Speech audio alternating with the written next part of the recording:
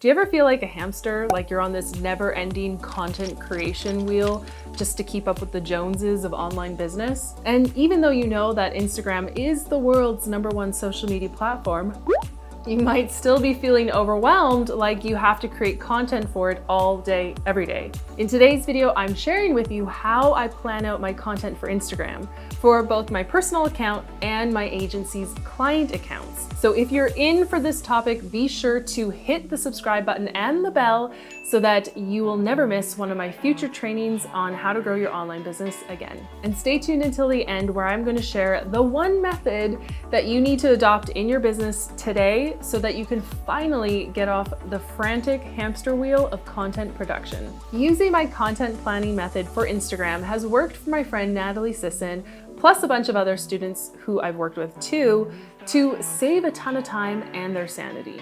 So as we're talking about content for your Instagram feed, let's start high level. I don't want to get granular yet, because at the end of the day, why are you putting out all of this content? You're putting this content out there on your feed to connect with your audience, right? You want them to get to know you, then like you, and then trust you. So how do you do that? Well, like anything in business, it starts with giving value. So the same goes with your feed. So how do you give an Instagram follower value? Well, I define value in 3 ways. The first way is to inspire someone. So if you inspire a follower to take action or just have a new thought, that is free value that you're giving them. The second way is to entertain them. I mean, a lot of us scroll on Instagram to kill time. So if you make someone laugh or smile, that's value that you're giving them. And the third way of giving value is to educate someone. So if you're teaching them something new that they didn't know before, that is free value.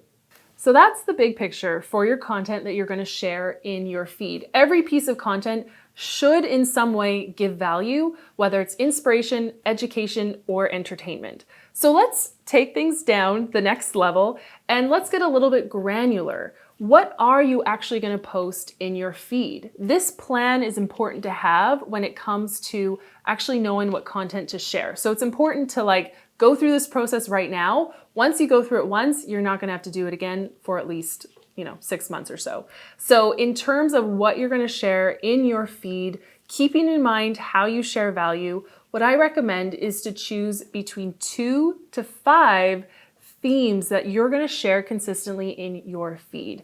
What do I mean by themes? Well, the theme needs to resonate with you as a brand, whether you're a personal brand or a brand outside of yourself, but more importantly, it needs to resonate with your target follower. So me, for example, I'm a personal brand. Elise, Darma. And what I like to do is share certain themes about my life that, yes, they reflect me, but more importantly, they resonate with you, the freelancer, the entrepreneur, the content creator. You're the person that I'm really trying to connect with. So when it comes to my feed, I've chosen certain themes to share. Like, I like to share about my life as an entrepreneur. I like to share my travels that I do when I'm working remotely. I like to share thoughts that are keeping me motivated. I like to share other people or other stories that are inspiring me. So as much as they resonate with me, at the end of the day, they're designed to resonate with you. So you got to choose 2 to 5 visual themes that reflect your brand, but more importantly, resonate with your follower. Why 2 to 5? Well, if you choose 2, it makes things pretty simple for you, right? You post one theme one day and then you switch to the next theme the next day and you just keep going back and forth. What you're going to end up with is a checkerboard pattern in your feed. Now, if you choose up to 5, which I really like because it creates a lot of variety in your feed, if you choose 5, what's going to happen is no 2 themes are ever going to be right next to each other or on top of each other in the feed. So like I said, you get lots of variety and you're never going to have redundancy in your feed as well. Before I move on, I want to dig deeper into themes to give you a few ideas of what visual themes could be. So here are some of my favorites. One theme you can add into your feed is simply answering the common questions that your customers or followers ask you. So visually, I'm thinking it's going to be a quote card, right? Maybe the visual will just be their question, and then in the caption, you answer it. Now, where do you get questions from? Well, if you're just starting out, you might just want to sift through your inbox because surely some people have asked you questions there. Or if you want to go into some industry-related Facebook groups, go ahead and search those groups and you're going to see what questions people are asking there. Another place you can look is Reddit. So subreddits are themed forums around your topic, so you can go ahead and see what people are asking in those groups as well. Then go ahead, compile all the questions that you're finding, create quote cards, and then, like I said, go ahead and answer their questions in the caption. Another theme you can consider is you as the leader, you as the founder. This is really great, especially if you're a personal brand. You might notice that a lot of online entrepreneurs are showing up more in their feed on Instagram. That's because at the end of the day, we all do business with you, the person behind the account. So creating content around yourself could be as simple as getting a tripod and taking a selfie photo, or you could ball out and hire a photographer to meet you at your home office and do a photo shoot for a couple hours. That way you'll have a whole bank of professional images of yourself that you can pull from at any time. Another visual theme that I love is tips from your industry. So similar to answering questions, this is where you're actually giving free education or free value. Now you have the option of pulling an image like a stock image, which is copyright free, or you can create a quote card that literally just says what the tip is. The point here is to give free education that's short and snappy so that people feel compelled to save your post or even share it in their own Instagram stories. Another theme you can consider is memes or funny videos. This obviously falls under the entertainment value category, but a great place to check out what's trending is your Explore page. And you could very well see what's trending, save it to your camera roll, and repost it as curated content to your feed. Of course, you're gonna want to give credit to the original poster in the caption. One other theme you can consider is a client story, a client testimonial, or the transformation that you helped someone achieve through your business, either your program or your services. This is a really great way to drive home the value that you know how to get people results. Now, I know what you're thinking. We don't get these testimonials or these stories every single day. So if you only have a handful, that's totally fine. Whenever this theme comes up again in your planning, you can swap that in for maybe a quote of your own or something that you're feeling that's inspiring you. The point of this theme is to inspire your follower, either through your own thought, your own quote, or your own client's story and testimonial. Question, what type of content do you like on Instagram? Let me know in a comment below this video. Do you like content that's educational, inspirational, or entertaining? I'd love to know. So I hope those ideas got the ball rolling for you. Go ahead and plan out what your 2 to 5 visual themes are going to be. And then you're going to have to plan out where you're going to source that content from. So I mentioned Canva a few times. Canva is my favorite tool where I like to create quote cards for free. I also mentioned copyright-free stock photos. Those are really great for when you just want a simple visual to really illustrate your caption. And I also mentioned photos of yourself. I'm a big fan of working with a photographer, maybe once every 6 months, doing a nice brand photo shoot, invite them over to your home office, take some photos of you and your environment.